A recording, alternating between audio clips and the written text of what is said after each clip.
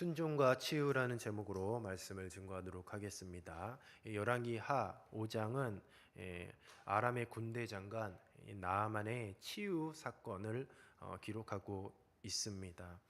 하나님께서는 하나님의 선지자 엘리사를 통하여서 아람의 군대 장관 나아만을 그 나병을 치유하는 사건을 다루고 있습니다. 나아만은 아람의 명성 있는 군대 장관이었고 또 특별히 나병 환자였다라고 그렇게 소개를 하고 있습니다. 당시 이제 왕은 아합 시절부터 누구라고 이스라엘 왕은 누구라고 이렇게 특별히 소개되고 있지는 않지만 당시 이 시점으로 보면 아합 시절부터 이스라엘과 전쟁을 벌인 나라가 바로 이 아람입니다. 아람. 그러니까 그렇게 사이가 좋지 못했던 그런 상황 가운데 놓여져 있었어요.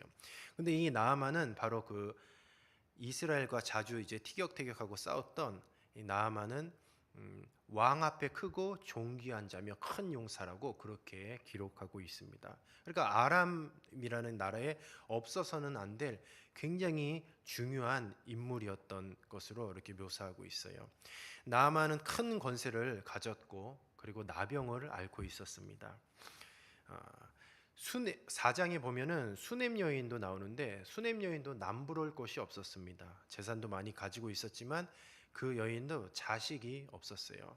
나아만도 큰 권세를 가졌지만 나병을 앓고 있었고 또 수넴 여인도 남부러울 것 없는 많은 부유한 돈을 갖고 있었지만 그 자식이 없었어요.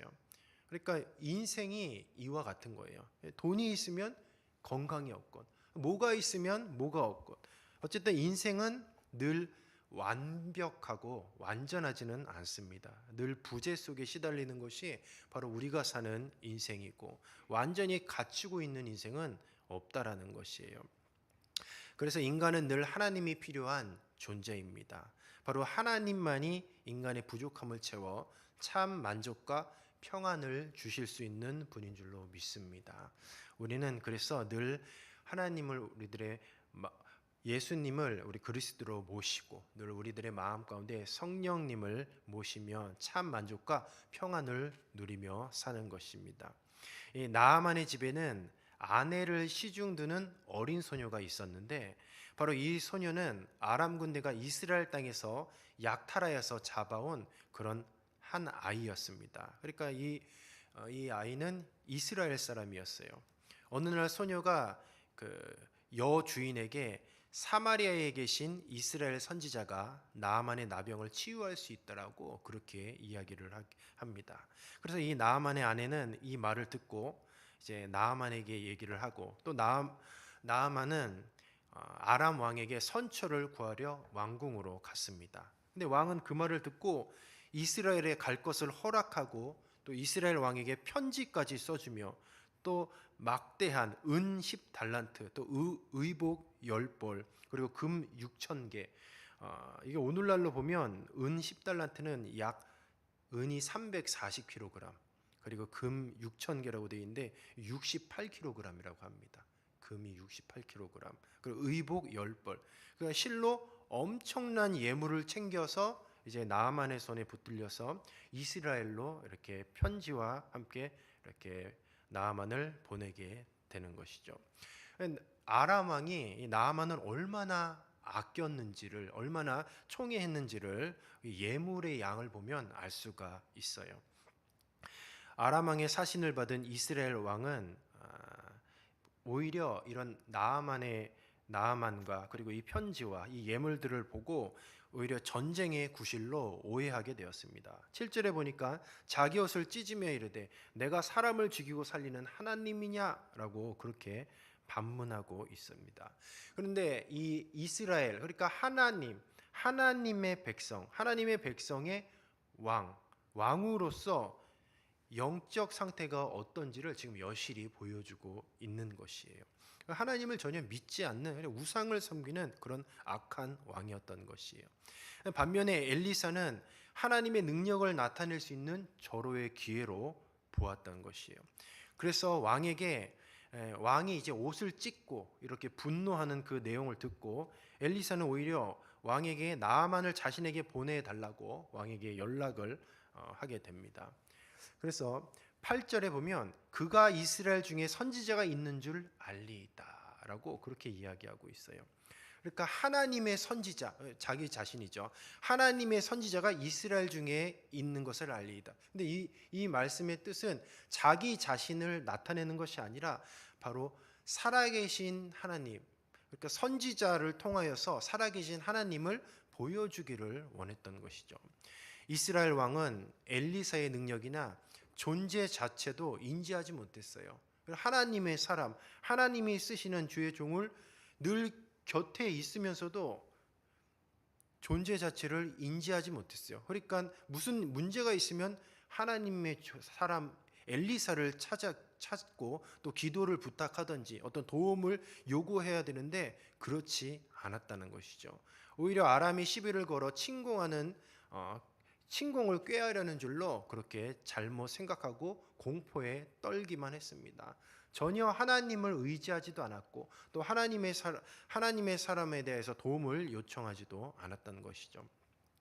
나아만은 드디어 이제 엘리사 선지자의 집에 다다르게 됩니다. 그런데 엘리사는 집에서 나오지도 않고 오히려 이제 신하를 불러서 이제 하인을 불러서 말을 대신 전달을 하는데 가서 요단강에 7번 씻으라 내 살이 회복되고 내가 정결하게 될 것이다라는 말만 전했습니다. 그런데 높은 지위와 권세를 누리는 이 나아만에게 굉장히 화가 나는 그런 내용이죠. 이게 굉장히 푸대접이고 굴욕감을 느끼고 그리고 그것에 대해서 분노를 표출했습니다. 나아만은 버선발로 엘리사가 저 멀찌감치서 이제 뛰어와서 아이고 나아만 장군이 오셨습니까? 하면서 어떤 자기의 이 병든 그런 육신을 이제 직접 손을 대고 여호와 하나님의 이름을 불러서 어떤 외형적으로 이렇게 치료하는 그런 모습을 기대했을 것인데 이 엘리사의 모습은 온데간데 없이 그냥 하인 한 명이 나와서 요단강에서 7번 씻으라 딱 이 말만 전달했던 것이죠. 굉장히 자존심이 많이 상해서 분을 내면서 돌아가려고 했었습니다. 그리고 결론적으로는 이제 나아만은 요단강 물에 7번 몸을 담가서 이제는 어린아이 같이 피부가 회복되고 정결하게 되었어요. 우리가 잘 아는 그런 내용인데 여기서 우리가 몇 가지를 한번 좀 살펴볼 필요가 있어요. 우선 나아만 장군과 이름도 없는 그 소녀가 굉장히 대비가 되고 있습니다. 나아만은 아람을 구한 인물이었어요.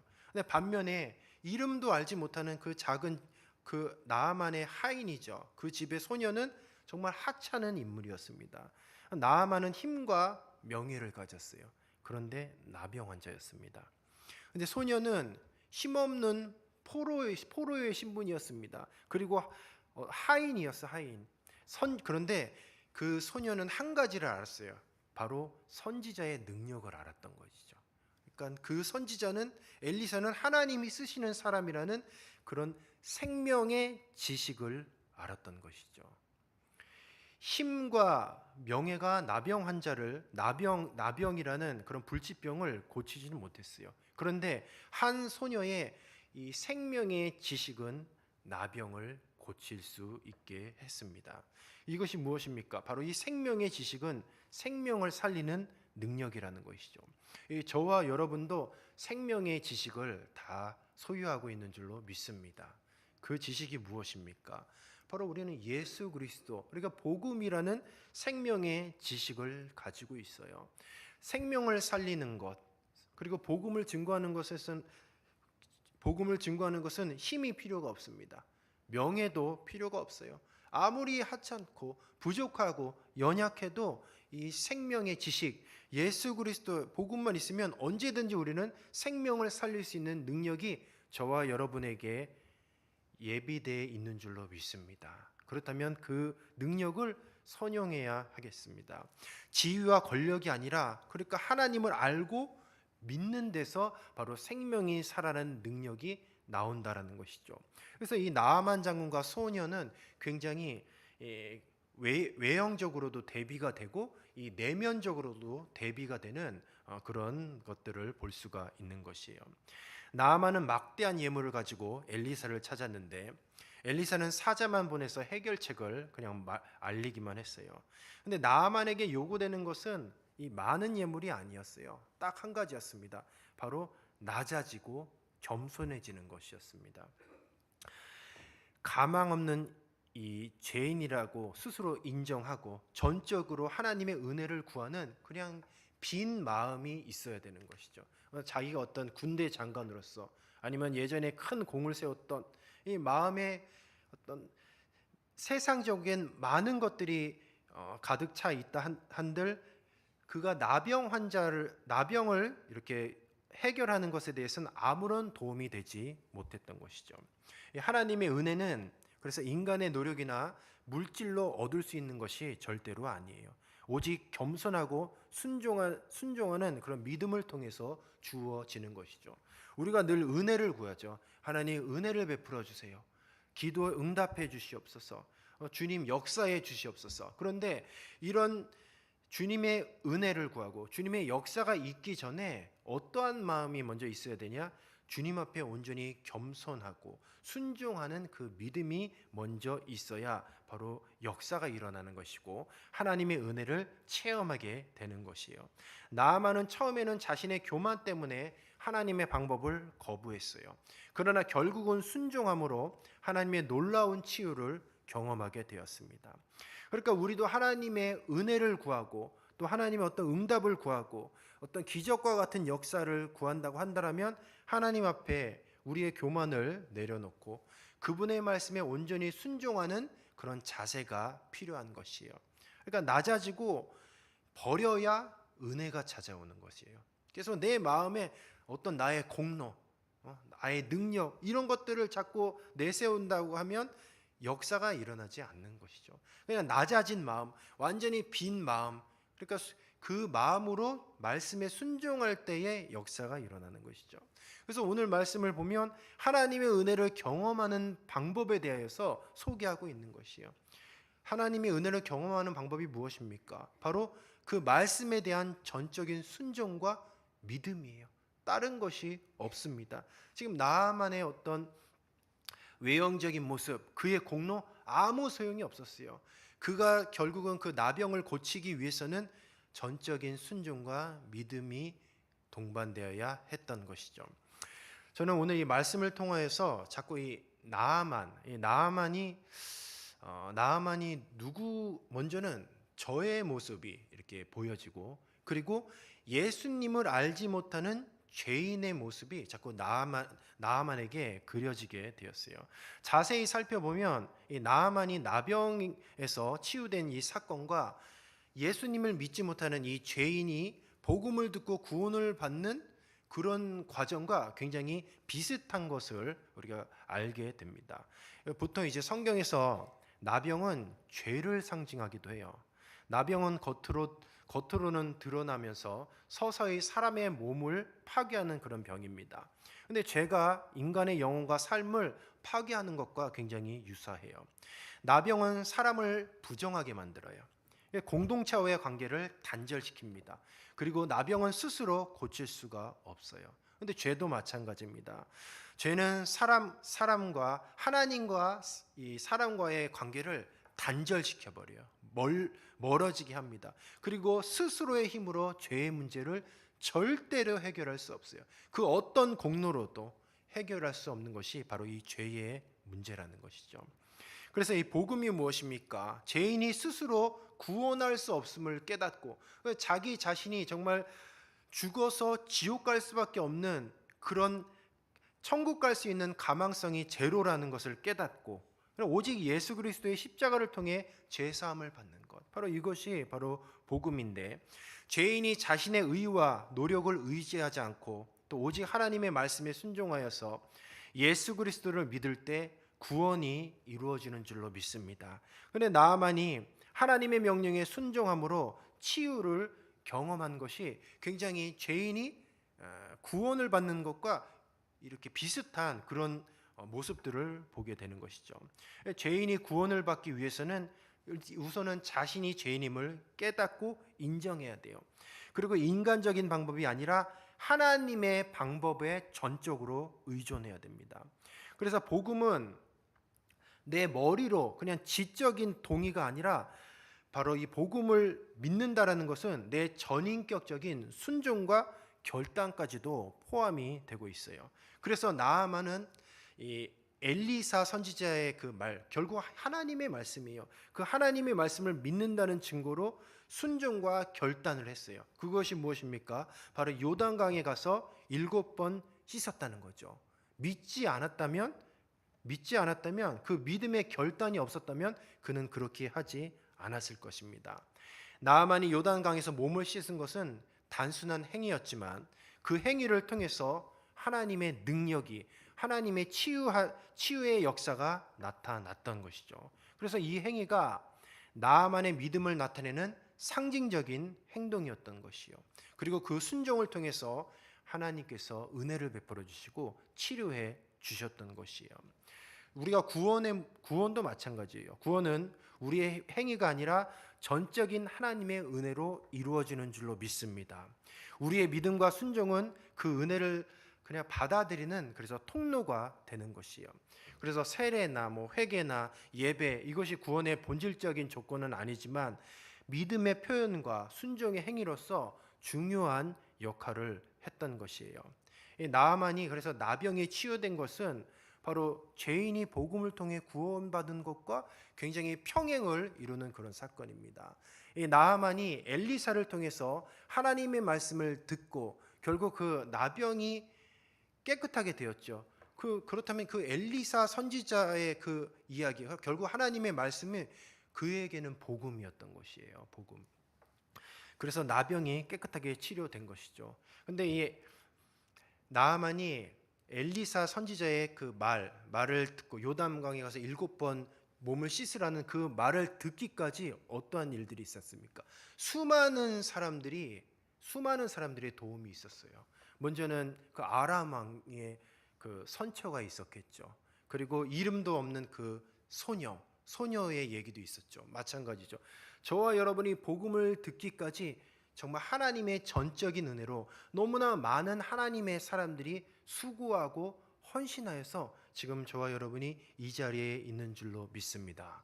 말씀을 정리하도록 하겠습니다. 오늘 우리 나아만이 요단강에서 몸을 씻어서 이 정결하게 된 이 사건을 통하여서 저와 여러분이 다시 한번 그 복음의 은혜를 상기했으면 좋겠습니다. 우리도 마찬가지였어요. 결국 우리도 나아만과 같은 그런 보잘것없는 존재입니다. 겉으로는 많은 것을 갖고 있다고 자부하고 나는 재산도 있고 건강도 있고 나는 이런 경험도 있고 경력도 있다 하지만 결국 주님이 없고 복음을 접하지 않으면 영적인 나병 환자, 영적인 문둥병자와도 같은 것이 바로 인간이에요. 인간. 참 연약한 것이죠. 그러나 주님의 은혜 가운데에 우리는 수많은 사람들의 그 복음에 대한 헌신, 복음에 대한 수고와 애씀을 통하여서 우리는 복음을 전해 들었습니다. 그리고 우리는 그 말씀을 믿고 결단하며 순종하였던 것이죠. 그래서 우리가 그 복음을 믿는다는 믿음의 행위를 보여주었던 것이죠. 우리 사랑하는 성도 여러분, 오늘 이 말씀을 통해서 우리가 구원받은 우리 자신의 모습을 한번 생각해 볼 필요가 있습니다. 그리고 주님을 알지 못하는 수많은 사람들, 그래 영적인 지금